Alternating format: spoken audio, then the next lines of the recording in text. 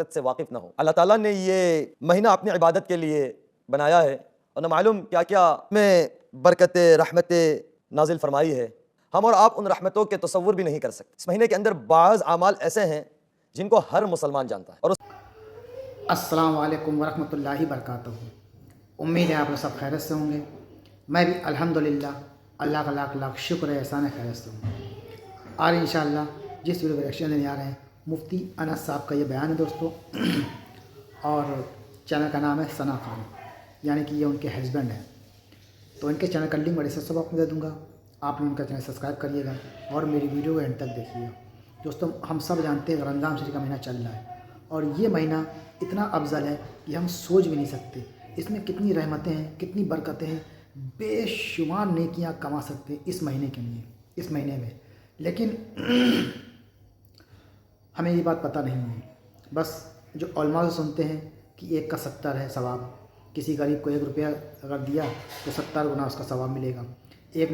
نفل نماز اگر 2 رکعت پڑھی تو فرض برابر ثواب ہے، اور فرض نماز پڑھی تو 70 گنا زیادہ اس کا ثواب ہے۔ لیکن یہ جو روزے کا جو معاملہ ہے، یہ روزہ صرف اللہ کے لیے رکھا جاتا ہے، اور اللہ اس کا جو انعام ہے وہ اللہ ہی دے گا، اور یہ کسی کو نہیں پتہ ہے۔ جو علماء بتاتے ہیں کہ روزہ صرف اللہ کے لیے بندہ رکھتا ہے اور اس کا اجر بھی اللہ بندے کو ہی دے گا۔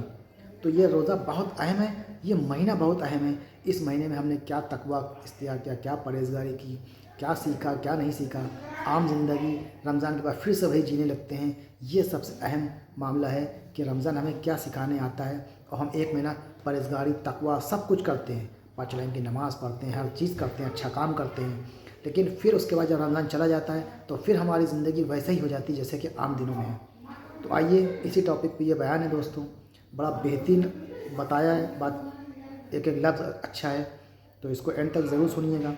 اور جتنا ہو سکے اس کو شیئر بھی کریے گا تاکہ ہر آدمی پر اچھی باتیں پہنچے اور اس میں کچھ نہ کچھ آدمی سیکھے اور اس پہ عمل کرے گا، تو انشاءاللہ ہم سب اس کے ثواب کے حقدار ہوں گے۔ تو آئیے پہلے ہم لوگ پورا ویڈیو دیکھتے ہیں، پھر بات کرتے ہیں انشاءاللہ۔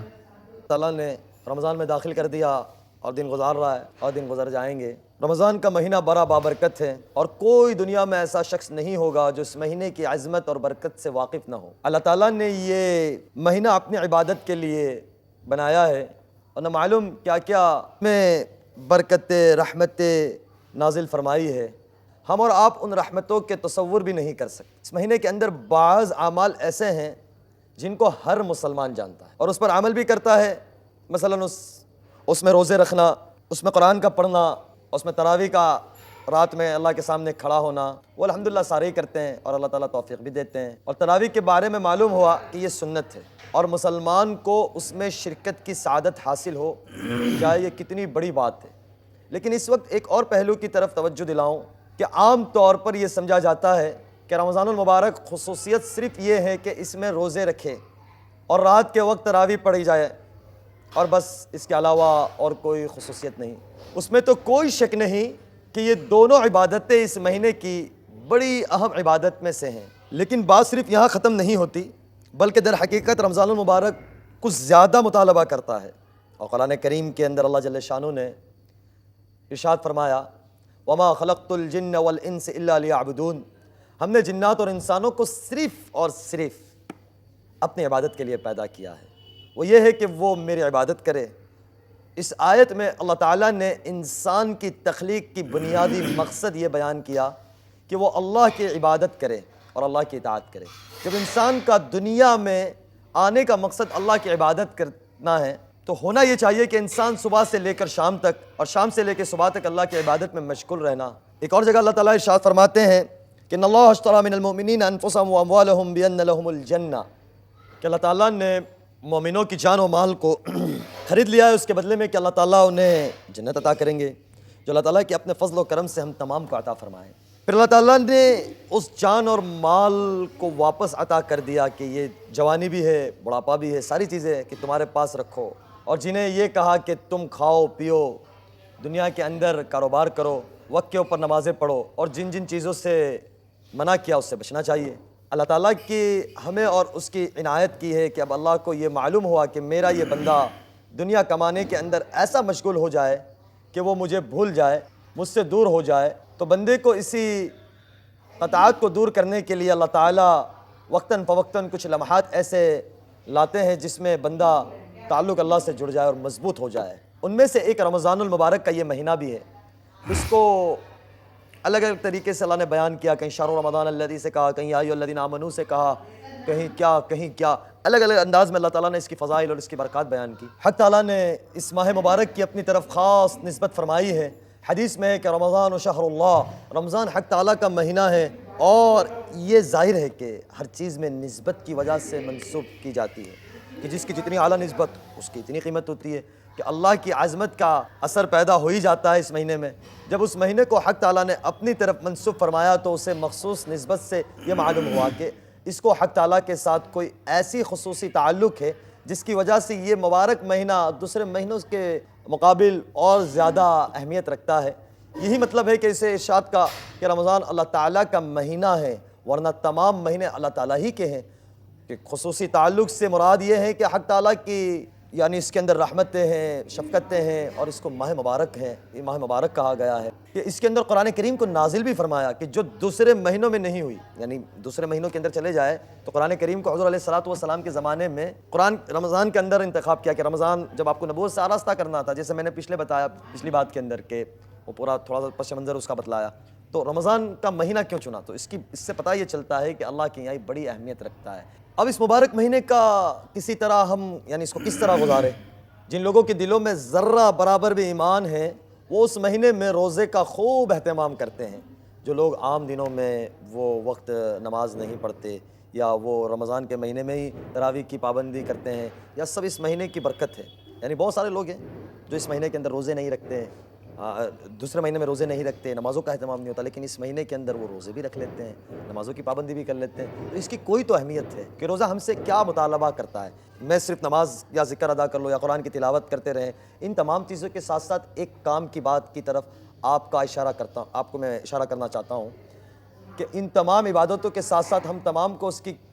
فکر ہونی چاہیے کہ ہم سب گناہوں سے بچیں، یعنی گناہ کے کام میں بالکل بھی نہ جائیں، اس سے بالکل قریب بھی نہیں جائیں، اس کی طرف ہماری نظر نہیں ہو، ہم عبادتوں میں بہت زیادہ لگے، یعنی اپنا زیادہ تر وقت عبادت میں گزاریں کہ ہماری آنکھیں غیر محرم کی طرف اٹھے بھی نہیں۔ یعنی سب سے پہلے آنکھ سے شروع ہوتا ہے نا کہ آنکھ جہاں دیکھتی ہے وہ دل پہ اثر کرتی ہے، آنکھ تو آپ کے دماغ پہ بھی اشارہ دے گی، سگنل دے گی، دل پہ بھی دے گی، دل میں خیالات پیدا ہوگا، دماغ سوچ میں لگے گا، پھر وہ زبان کی طرح نکلے گا۔ تو آنکھ بنیادی چیز ہوتی ہے، تو ہماری آنکھ صحیح ہو، ہمارے اندر لوگوں کے لیے تاثرات اچھے ہو، اور ہمارے اعضاء کا کسی مسلمان بھائی یا کسی کو بھی، دنیا کے کسی انسان کو بھی تکلیف نہ ہو۔ ہم جھوٹ سے بچیں، لوگوں کو پریشان کرنے سے بچیں، لوگوں کو تکلیف دینے سے بچیں۔ عامتاً یہ ہوتا ہے کہ عصر کی نماز ہوتی ہے، بازار جاتے ہیں، تھوڑا سا وہ فروٹس والا آگے پیچھے کر دیتا ہے تو ہمارا آپے سے باہر ہم ہو جاتے ہیں کہ یار کچھ بھی زبان سے نکل جاتا ہے۔ یہ خیال کرنا چاہیے، کیونکہ روزہ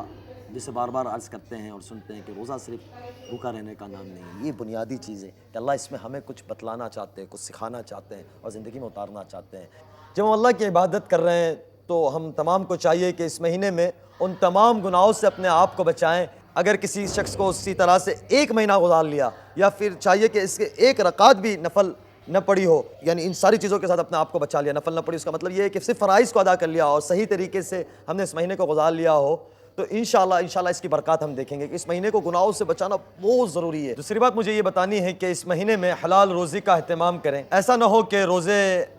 ہم رکھ رہے ہیں اللہ کی رضا کے لیے اور ہماری افطاری اور شہری حرام پیسوں کے ساتھ ہو، حرام چیزوں کے ساتھ ہو، تو ہمیں اس سے بچنا چاہیے کہ ہماری افطاری بھی حلال ہو اور درمیان میں جو روزہ ہو وہ بھی صاف ستھرا ہو۔ اس لیے خاص طور سے اس مہینے میں حرام روزی سے ہم تمام کو بچنا چاہیے۔ اللہ تعالیٰ سے رزق حلال کا کام یعنی مانگنا چاہیے، رزق حلال کو اللہ سے مانگنا چاہیے کہ اللہ ہمیں رزق حلال نصیب فرماوے، اور عبادت کی اس سے توفیق ہوتی ہے، عبادت میں لطف آتا ہے، مزہ آتا ہے۔ حالانکہ اس مہینے میں گناہوں سے بچنا اللہ نے بہت آسان کر دیا ہے۔ اس ماہ کے اندر شیاطین کو اللہ تعالیٰ قید کر دیتے ہیں، اور گناہوں سے بچنے کی بھی اللہ سے دعا کرنی چاہیے ہمیں سے کہ اللہ تعالیٰ ہمیں گناہوں سے بچاوے۔ روزے کا اللہ سے ہم کو مانگنا چاہیے، حلال روزی کا اللہ سے طلب رکھنی چاہیے کہ اللہ ہمیں حلال روزی نصیب فرمائے۔ تیسری بات یہ عرض کرنی ہے کہ روزے کی حالت میں غصے سے انسان کو خوب پرہیز کرنا چاہیے۔ حدیث شریف میں حضور پاک صلی اللہ علیہ وسلم نے فرمایا کہ مساوت کا مہینہ ہے، یعنی غمخواری کا مہینہ ہے، یہ مہینہ غصے کو پی جانے کا مہینہ ہے، اور غصے سے انسان کو بہت زیادہ نقصان ہوتا ہے۔ یعنی اپنے آپ کو دیکھیں کہ ایک چھوٹی سی بات میں انسان آپے سے باہر نکل جاتا ہے، اور خاص طور سے اس ماہ مبارک کے اندر جیسے پہلے عرض کیا کہ عصر کی نماز کے بعد نکلا ہے فروٹ لینے، افطاری کی تیاری کرنے، لیکن چھوٹی سی بات کے اوپر وہ دیری ہو جائے گی یا کوئی پہلے آ جائے گا تو اس کو پتہ نہیں پورا رنڈا ہی پھیر دیں گے، اور دوسری جگہ وہ پیسے دے رہا ہے اللہ کے نام کے اوپر اور وہ 2-3 روپے کے بھاؤ کے لیے اس کے ساتھ بحث مباحثہ ہو جائے گا اور پتہ نہیں کیا کچھ کریں گے۔ لیکن اس مہینے کے اندر اپنے آپ کو قابو رکھنا ہے، اپنے گھر والوں کے ساتھ، اپنے عزیز و اقارب کے ساتھ، دوست احباب کے ساتھ، کہ اپنے غصے کو جتنا قابو رکھیں گے اس مہینے میں اتنے اس کے فائدے اور اس کے فوائد کو ہم انشاءاللہ حاصل کریں گے۔ تو رمضان کا مہینے میں قرآن کریم کی تلاوت کا خوب اہتمام کرے۔ تو یہ والی سارے کام جو ہے رمضان المبارک میں کرنے چاہیے، خاص طور سے رمضان جہاں روزے کے ساتھ ہے، زکوٰۃ کے ساتھ ہے، تو انشاءاللہ اس پہ بھی آگے ہم بات کریں گے۔ تو اس مہینہ قرآن کے ساتھ ہے، جیسے میں نے پچھلے باتوں میں عرض کیا کہ قرآن کو اس مہینے کے ساتھ خاص مناسبت ہے، اور میں نے پھر پچھلے باتوں میں بھی بتلایا، عرض کیا آپ کی خدمت میں کہ اس کے اندر قرآن کریم کی تلاوت کو ہم بڑھا دیں،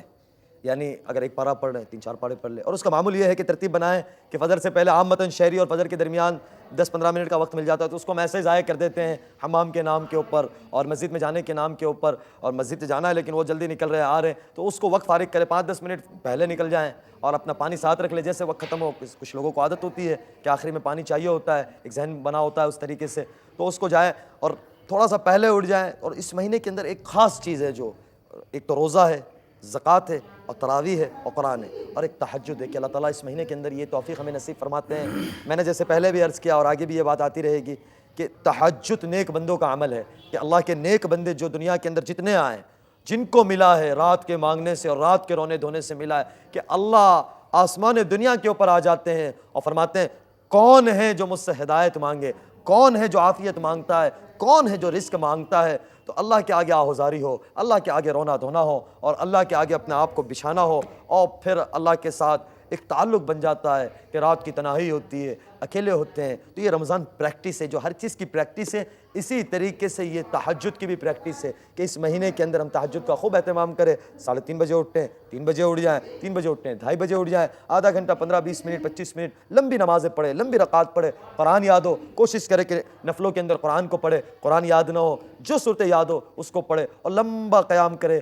لمبا سجدہ کرے، لمبا رکوع کرے، اور پھر اللہ کے ساتھ میں آہوزاری کرے، اللہ کے آگے روئیں دھوئیں، اور پھر دیکھیں دل کی دنیا کیسے بدلتی ہے اور دل کی دنیا کیسے آباد ہوتی ہے اور زندگی میں کیسے مزہ آتا ہے۔ تو یہ کریں گے انشاءاللہ تو زندگی اس پہ باقی رہے گی، اور یہ کرتے کرتے موت آ گئی تو جیسے میں نے شروع کیا تھا کہ اللہ کہیں گے کہ شاباش میرا بندہ، تم مر کر آیا ہے میرے پاس لیکن کامیاب زندگی گزار کے آیا ہے، پھر ہمیشہ ہمیشہ کا آرام ملے گا۔ اور پھر قرآن کہتا ہے کہ اللہ کی طرف سے انعامات ہوں گے اور کہا جائے گا کہ سلام قول من رب الرحیم، کہ اللہ انہیں سلام پہنچائے گا اور اللہ کی طرف سے عافیت ملے گی۔ یہ ہمیں زندگی کے اندر یہ لائیں گے تو یہ ساری چیزیں ہماری عملی طور سے ہماری زندگی میں ہوگی تو انشاءاللہ زندگی گزارنا آسان ہو جائے گی۔ تو جیسے عرض کیا کہ رمضان، روزہ، زکوٰۃ اور تراویح، تو ان ساری باتوں کا خیال کریں گے تو انشاءاللہ زندگی گزارنے میں بہت مزہ آئے گا، اور رمضان صحیح معنوں میں ہمیں فائدہ پہنچائے گا۔ کہ زندگی میں آج تک کتنی رمضان آئی کہ 30 آئی، 20 آئی، 25 آئی، 40 آئی، 35 آئی، لیکن زندگی اسی ڈگر پر ہے۔ زندگی کا رخ نہ بدلاؤ تو پھر کیا مطلب،